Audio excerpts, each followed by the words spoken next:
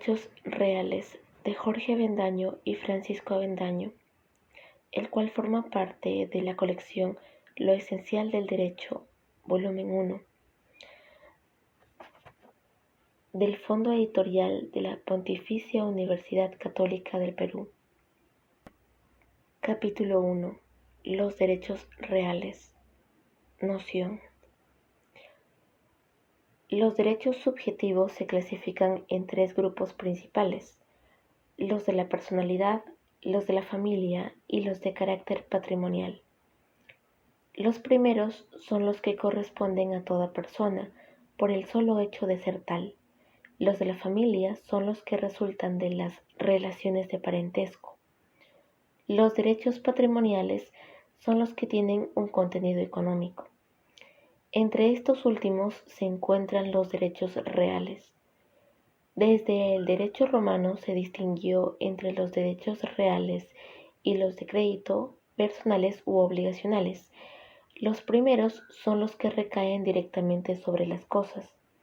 Son los ius in re, debido a que impregnan o inundan la cosa.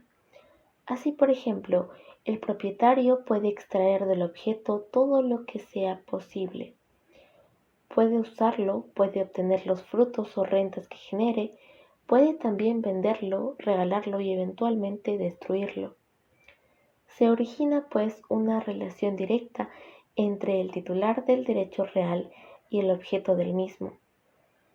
En cambio, en el derecho personal, el titular no tiene una relación directa sobre el bien que es el objeto de la obligación.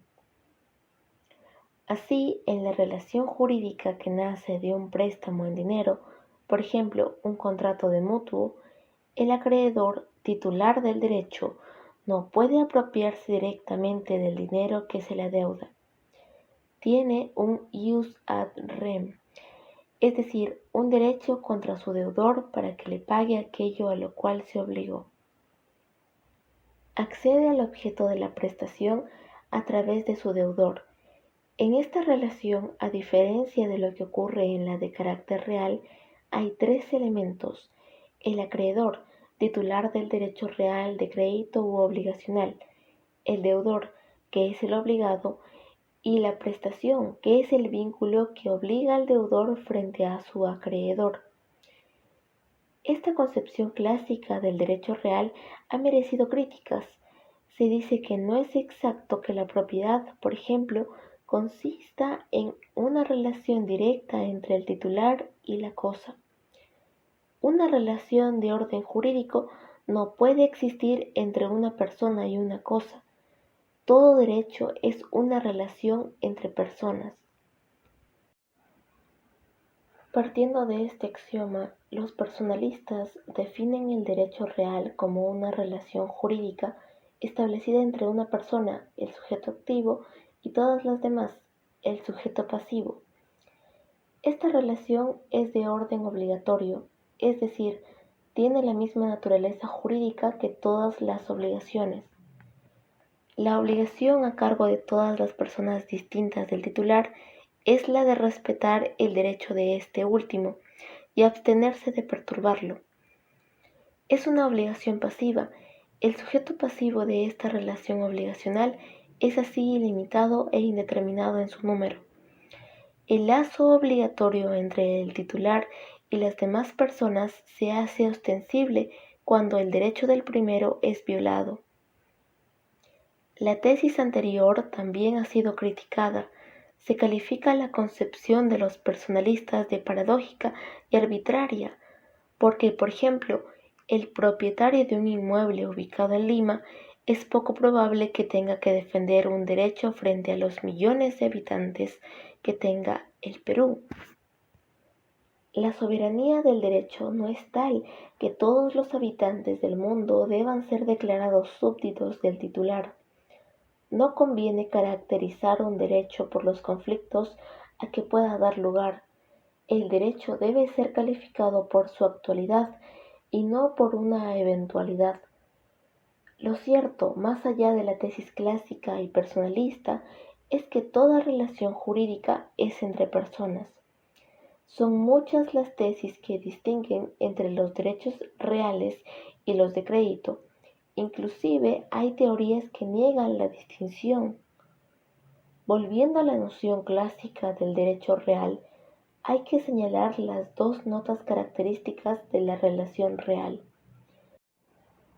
Es en primer lugar un derecho absoluto, esto es, oponible a todos, a diferencia del derecho personal o de crédito, que son relativos y se circunscriben únicamente al acreedor y al deudor. El carácter absoluto del derecho real hace que éste tenga vocación erga omnes, es decir, autoriza al titular a exigir que todos lo reconozcan como tal. Importa, en segundo lugar, una relación directa del titular con la cosa. Nadie se interpone entre los dos, a diferencia de lo que ocurre con el acreedor en un derecho personal o de crédito. Así, por ejemplo, el propietario de un automóvil lo usa sin requerir la autorización de otra persona. Lo mismo ocurre con el usufructuario de un bien. Como consecuencia de la característica anterior, el derecho real confiere dos atributos que son ajenos al derecho personal: el derecho de persecución y el derecho de preferencia. El derecho de persecución permite al titular perseguir la cosa objeto de su derecho y recuperarla. Este derecho de persecución se ejercita a través de las acciones denominadas reales. El derecho de preferencia significa que en el caso de colisión del derecho real con otros derechos de distinta naturaleza, prevalece el primero. Los derechos reales pueden distinguirse entre derechos reales principales y derechos reales de garantía o accesorios. Los primeros tienen una existencia autónoma, es decir, no dependen de otro derecho, mientras que los últimos existen únicamente para asegurar o garantizar el cumplimiento de una obligación. Son accesorios de esta al punto que si tal obligación se extingue por la circunstancia que sea, por ejemplo, un pago o la prescripción, novación o cualquier otra forma de extinción de las obligaciones, el derecho real de garantía también se acaba. El artículo 881 del Código Civil se adhiere expresamente al sistema del numerus clausus o número cerrado en materia de derechos reales. A diferencia de los derechos personales u obligacionales, cuyo número no está determinado por la ley, sino librado a la voluntad de las partes, los derechos reales son sólo aquellos que la ley califica como tales.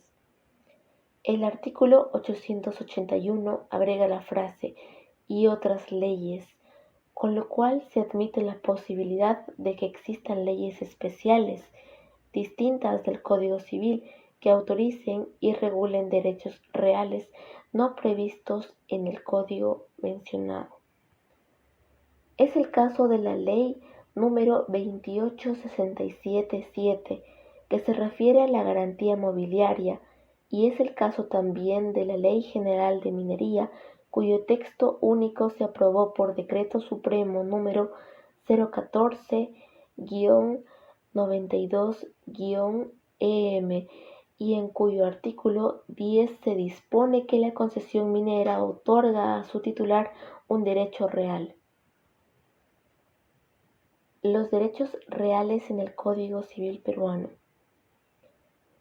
Los derechos reales previstos en el Código Civil peruano son la propiedad, artículo 923, el más importante de todos, que confiere a su titular todos los poderes sobre la cosa, y la posesión, artículo 896, que es el ejercicio de algunos poderes de la propiedad.